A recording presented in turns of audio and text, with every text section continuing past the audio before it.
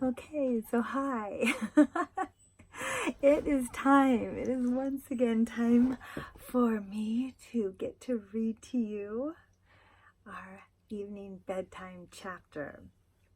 So, I've positioned myself once again so that you can see D'Artagnan. He's laying there sleeping. We just got in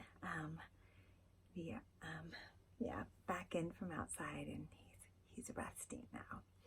So, but at least you can see him.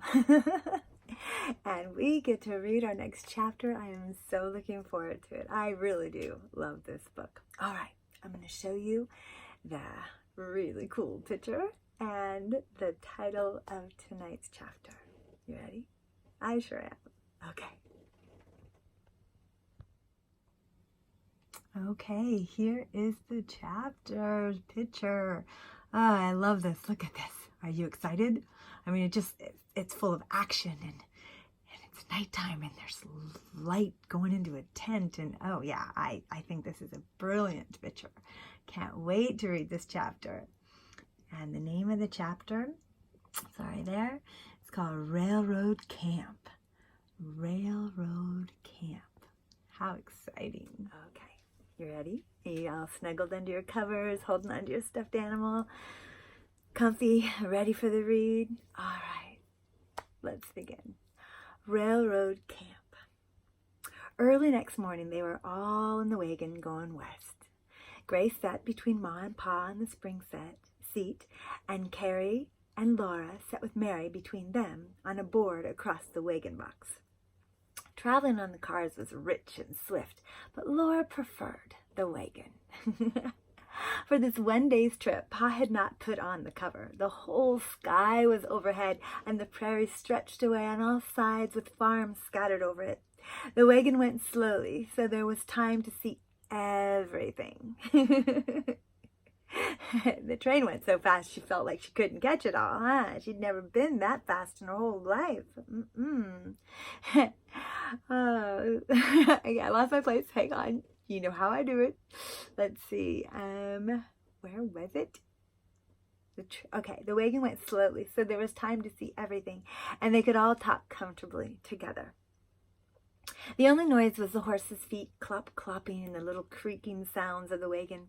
Pa said that Uncle Hi had finished his first contract and was moving to a new camp farther west. He said the men have cleared out already. There's only a couple of teamsters left beside Josiah's folks. They'll have the last of the shanties down and be hauling off the lumber in a couple of days. Are we moving on then too? Ma asked. In a couple of days, yes, Pa answered. He had not looked for a homestead yet. He would get one farther west. Laura did not find much to see out loud for Mary. The horses followed the road that went straight across the prairie. Always beside it was the railroad grade of raw earth. To the north, the fields and houses were the same as at home, except that they were newer and smaller. The freshness of the morning wore off. All the time little jolts and jiggles came up from the wagon through the hard board that they were sitting on. It seemed that the sun had never climbed so slowly. Carrie sighed. Her peaked little face was pale, but Laura could do nothing for her. Laura and Carrie must sit on the ends of the board where the jiggling was hardest, because Mary must be in the middle. At last the sun was overhead, and Pa stopped the horses by a little creek. It was good to feel still. The little creek talked to itself. The horses munched their oats on the feed box at the back of the wagon, and on the warm grass, Ma spread a cloth and opened the lunch box. There was bread and butter and good hard-boiled eggs with pepper and salt in a paper to dip the bitten eggs into.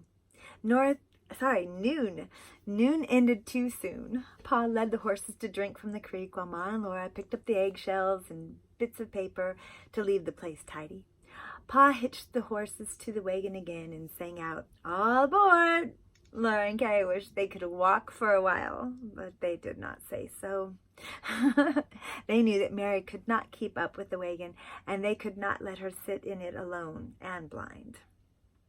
They helped her climb up and sat down beside her on the board. The afternoon was longer than the morning. Once Laura said, "I thought we were going west." We are going west, Pa. Nah, we are going west, Laura, Pa said, surprised. I thought it would be different, Laura explained.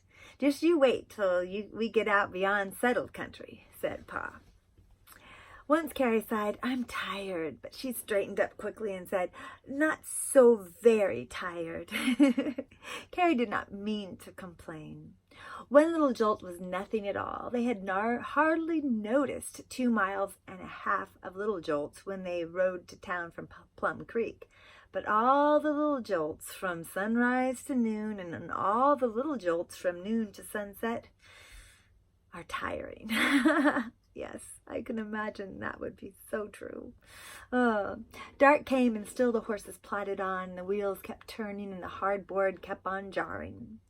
Stars were overhead. The wind was chilly. They would all have been asleep if the jolting board had let them sleep. For a long time, nobody said anything. Then Pa said, there's the light of the shanty. Far ahead, there was a little twinkle on the dark land. The stars were larger, but their light was cold. The tiny twinkle was warm. It's a little yellow spark, Mary, Laura said. It's shining far away in the dark to tell us to keep on coming. There's a house there and folks. And supper, said Mary. Aunt Dossie is keeping supper hot for us. Very slowly the light twinkled larger. It began to shine steady and round. After a long time, it was square-cornered. You can see it's a window now, Laura told Mary. It's in a long, low house. There are 2 other long, low, dark houses in the dark. That's all I can see. That's all of the camp, Pa said. He told the horses, whoa. The horses stopped right then without another step. The jiggling and jolting stopped. Everything stopped. There was only the still, cold dark. Then lamplight flared out of the doorway and Aunt Dossia was saying, come right in, Caroline, and girls, hurry and put up your team. Charles' supper's waiting. The chilly dark settled in Laura's bones. Mary and Carrie moved stiffly too, and they stumbled yawning. In the long room, the lamp shone on a long table and benches and rough board walls. It was warm there and smelled of supper on the stove. Aunt Dossia said, well, Lena and Jean, aren't you going to say anything to your cousins? How do you do? Lena said. Laura and Mary and Carrie all said, how do you do? Jean was only a little boy, 11 years old. But Lena was a year older than Laura. Her eyes were black and snappy. Her hair was black as black can be, and it curled naturally.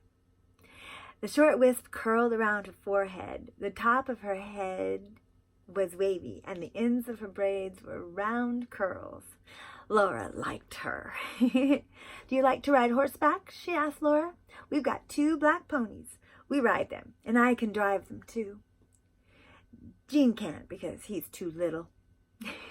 Pa won't let him take the buggy, but I can, and tomorrow I'm going to go. I'm sorry. And tomorrow I'm going for the washing, and you can come if you want to. Do you? Yes, Laura said, if Ma'll let me. She was too sleepy to ask how they could go in a buggy for the washing. She was so sleepy that she could hardly stay awake to eat supper. Uncle Hi was fat.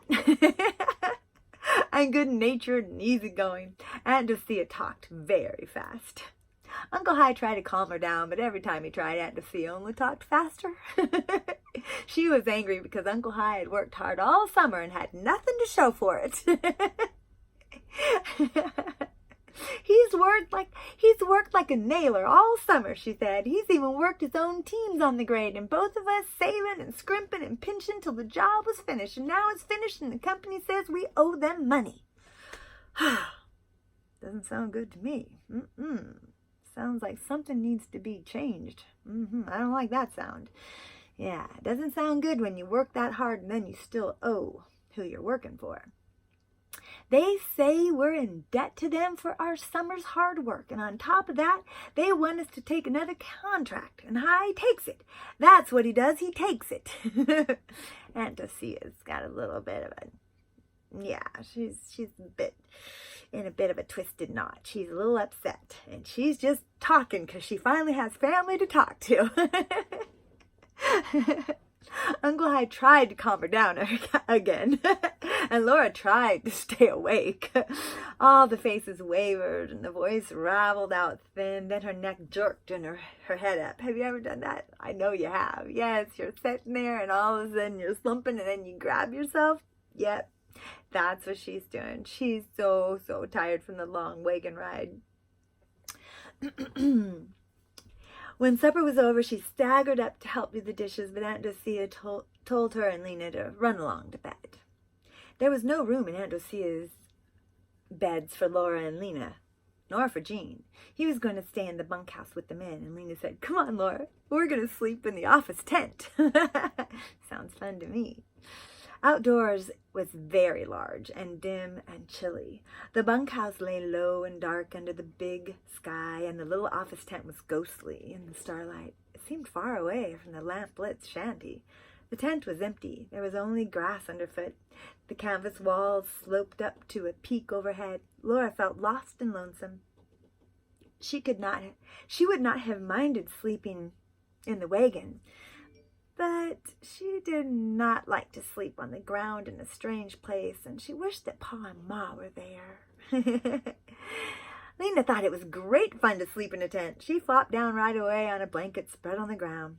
Laura mumbled sleepily, "Don't we undress?"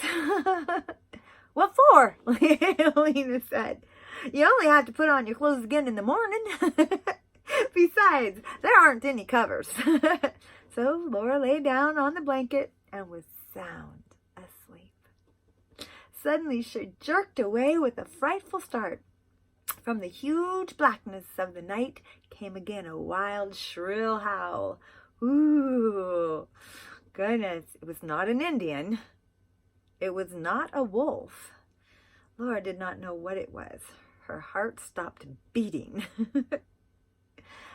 "Oh, you can't scare us," Lena called out. She said to Laura, "It's Jean trying to scare us." Jean yelled again, but Lena shouted, "Run away, little boy. I wasn't brought up in the woods to be scared by an owl." "Yeah," Jean yelled back. Laura began to unstiffen and fell asleep. And that's the end of this evening's chapter. All right. So are you ready? Yeah, because it's that time, isn't it? Yes, it is. It's that time for you to close your eyes and to drift off into dreamland. It is. And it's time for me to wish you a sweet sleep and pleasant dreams. And to tell you that I love you and that I will be back as soon as I possibly can. As soon as I possibly can to read you another bedtime chapter. Now tomorrow is drive day for me. You know what that means. I'm going to try my best to get a lot of my work done today so that tomorrow morning I can just focus on getting out one more video before I leave here. Because here I've been so blessed to have great internet and I could get things uploaded to YouTube. So I will try to get one more chapter uploaded from here because that's a for sure thing. But then tomorrow I'm off to a new place. So yeah, we'll see what that place holds. That's the fun of traveling. But for now, it's time for you to go to sleep. So snuggle on down all the deeper end of those covers. Hold your stuffed animal all the tighter. Stretch everything out as far as you can. Is your head comfortable on your pillow? Good.